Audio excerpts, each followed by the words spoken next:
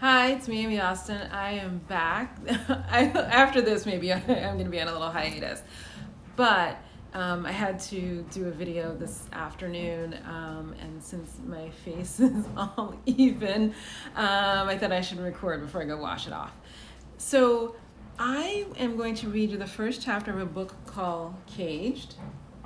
And it's actually my favorite first chapter ever. And most recently, I'll say this, I won the 2025 Barbara Neely Scholarship from the Mystery Writers of America, and this first chapter is what I submitted as my writing sample as a published author. So with no further ado, let me read you the first chapter of Caged. Oh, and trigger warning, if you have problems with essay, maybe you should not watch the rest of this video. Chapter 1, Stephanie Wells, January 13, 1999. This was going to be the day I told my mama the truth. I'd waited until she stopped wailing. I'd waited until the cemetery people threw dirt on that motherfucker. I waited until the limo we had no money for slipped and slid through the snowstorm to that man's house on East 88th Street. I waited until the fake-ass church mourners left. I waited until our ancient next-door neighbor finished wrapping all the leftovers in plastic, taking to her house what we couldn't fit into our refrigerator. Steffi, what we gonna do with that clock? Mama asked. She was on the edge of hysteria. The wailing would start again if I wasn't careful in what I said. We'll be okay, Mama, I assured her. We wouldn't be any worse off, I figured. This here his house, she said, her sweeping arm taking in the kitchen with its fake brick wall and living room with its fake stone wall. Clark had liked making our house look perfect, like the pretty ones on HGTV. Too bad it had been rotten to the core. We can move somewhere else, right? I wanted to be anywhere but here. Mama was a nurse. We'd done fine before Clark. We'd been fine after. I didn't say that, though. That would have pushed her over the edge. I had something of my own to say anyway. Where are we gonna go? My own mama ain't gonna take me in. She got too many up in there already. Clark's family say we never married, and I ain't got no business laying up with them anyway.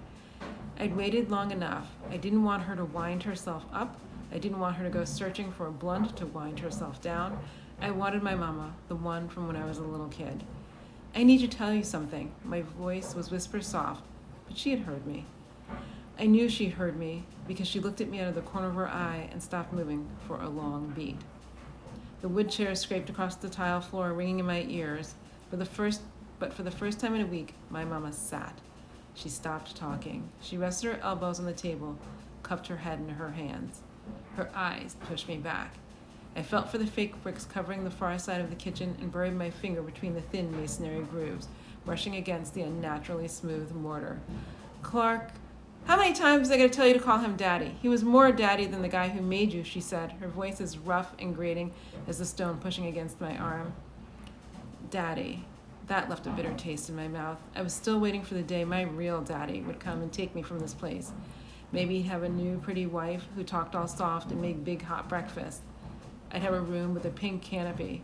The snap of Mama's fingers brought me back. What you need to say? Now that I had her attention, finally had all of her attention focused on me like a laser beam, I wanted to back out, run away. I coughed. The afternoon's lunch pressed at the back of my throat. I swallowed hard, the acid burning a trail down my insides. Clark, Daddy, I wanted to throw up, sit down, run out the door. This was a very bad idea. I didn't know why it had seemed so all-fire important when I'd woken up this morning. But God told me that silence wasn't the way. I listened to God. I wasn't stupid enough to ignore him. He raped me, Mama. What are you talking about? Mama's voice rose, speaking ill of the dead like this. She got louder. That man cared for us, bought us this house. I wondered if all the neighbors up and down the block could hear her now. Paid for the clothes on your back. I tried to catch her eyes, but those red-rimmed brown eyes looked everywhere but at me. The laser-beam stare was long gone. Are you saying I couldn't satisfy my man in bed and he turned to you, a barely developed girl? I don't believe it. My throat had closed like the time I ate a strawberry and whipped cream cake at Anthony's 6th birthday party, but I pushed past that feeling, pushed the words from my throat. I'm only saying what happened to me. What about your sister? She's always been prettier than you. She ain't never said nothing about anything like that. Sydney had never said much that wasn't about complaining or asking for something. She was right about that. I don't know about Sydney, I said. Clark had said I was his special one. That girl has a mouth on her. She'd have said something. So I'm left with you saying this now. He dead. Put him in the hard, cold ground this morning. What you want me to do? If it were true, don't matter anymore, do it. No, I guess not. I mumbled into my too tight black blouse. No hug, no tears, no, I don't know, offer to get me a counselor. That's what happened on TV talk shows. Ricky and Oprah would have hugged me. You ain't pregnant, is you? Did you get knocked up? You blaming some baby on him? No, Mama, no. I get my period. Not that a little blood had ever stopped Clark. Maybe if you'd gotten pregnant, we could have figured out a way to stay in his house here. I was ready to pack my bags. I didn't ever want to go down to the basement of this house again. Clark loved to shop at Tops, buying boxes of food like a hurricane was coming. Getting me down to the basement had been his excuse. One day, my mama had gone out to work, and he'd asked me to reorganize the shelves down there. He'd pulled me down to the blow-up mattress we sometimes used for his family and told me that he needed to show me what men and boys wanted, so I'd be prepared. Finger, tongue, or prick, I blurted. That was the choice he'd given me. I told him whatever would hurt the least. My mama flew across the room like a scared pigeon in the park. Her hands hit me like sharp-beating birds' wings, and I raised my own to protect myself. Don't you ever say that again, ever, she screamed and cried. Suddenly, she wasn't hitting me anymore. I dared to lift my lids. Fear and truth and dread filled my mother's eyes. She closed them then and ran up to the one bathroom we'd all shared. The slamming door rattled the entire house. He'd said those same words to her.